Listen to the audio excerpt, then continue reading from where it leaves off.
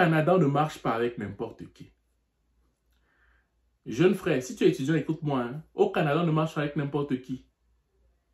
On ne marche pas avec n'importe qui. Quand tu viens pour étudier ici au Canada, tu sais pertinemment que c'est multiculturel. Tu vas voir les Indos étudier, tu vas voir les Africains étudier, tu vas voir les Asiatiques étudier, tu vas voir... Bref, c'est vraiment un monde en miniature qui vient étudier ici au Québec, Canada. Chacun vient avec ses pratiques spirituelles, chacun vient avec ses croyances. Écoute-moi très bien. Nous, en tant qu'Afro, on se fait souvent berner par la jeunesse des gens qui nous entourent. Ce qui veut dire que tu es un garçon Afro, tu vas voir une jeune fille là, tu vas te dire que ben, moi je vais la draguer, ça va être une fille, je vais vraiment l'embrouiller et tout ça, puis je vais abuser d'elle. Ben, abuser d'une certaine façon, je le dis dans la mesure où je vais profiter de sa jeunesse pour pouvoir vraiment assurer mes besoins, soit personnels ou soit financiers en fait. Ça, c'est des stratégies de plusieurs hommes afro que je vois, jeunes afro que je vois ici.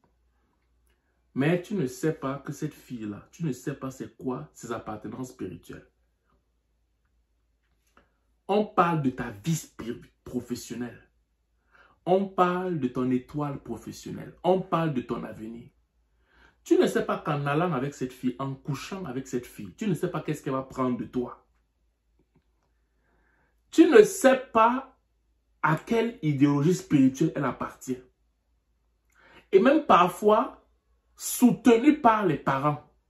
Tu ne connais pas les backgrounds spirituels de ses parents. Tu ne connais pas son appartenance spirituelle. Tu ne connais pas ses pratiques spirituelles. Ce qui t'intéresse, c'est que la petite fille-là brille, elle est belle. Elle a de belles formes. Je vais coucher avec elle. Elle va être ma go, comme on dit souvent.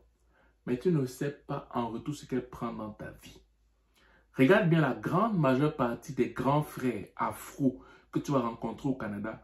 La seule chose qu'ils ont eu à faire, ok, c'était qu'ils étaient en train de jouer. Il y a beaucoup joué avec des filles, joué avec ce côté de sexualité. Et moi, là, je ne suis pas en train de les juger. Parce que très jeune aussi, moi, j'ai aussi été dans ces choses-là. Quand j'étais comme vous, là.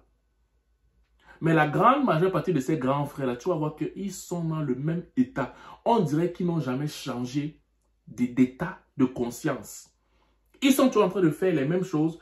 C'est comme si c'était toujours des jeunes qui sortent du collège, toujours en train de travailler, des travaux, je veux dire, un emploi de base, un appartement de base. S'il a tué, il a une maison. Même étant avec sa femme, il se comporte toujours comme un étudiant. Je veux dire, c'est comme si on lui a volé, je veux dire, son avenir professionnel. La grande majeure partie des jeunes filles que tu vois, jeunes, ayant l'air naïfs, sont dans des pratiques que si tu t'amuses,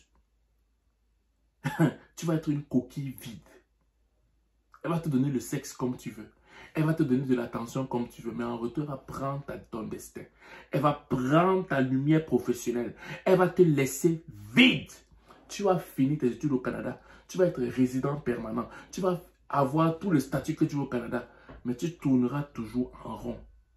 Petit frère, fais attention. Maintenant, je parle aux jeunes filles. Tu vas voir un garçon, tu ne connais pas ses parents. Tu ne connais pas ce qu'il fait dans la vie.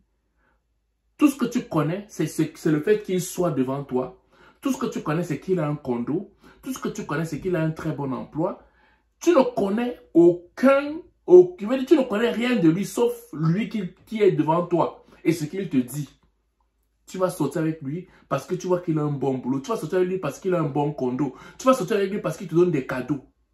Est-ce que tu connais à quelle appartenance religieuse ou spirituelle ce garçon-là est? Parce qu'il y a beaucoup de jeunes professionnels ici.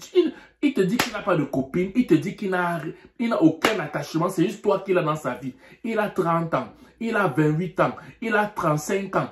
Il est seul. Seul au monde. Il n'a même pas de parents. Tu ne connais rien de lui que ce qu'il te dit.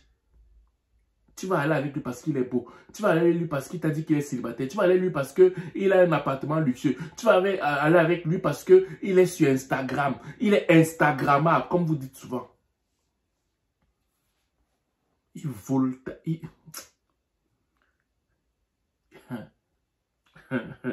Je sais que beaucoup vont pas prendre ça au sérieux. Voler ton étoile là. Moi, en fait, je vais ouvrir une parenthèse. Je ne sais pas pourquoi Dieu a fait ça. Mais la grande majeure partie de nos destins se trouve dans la sexualité.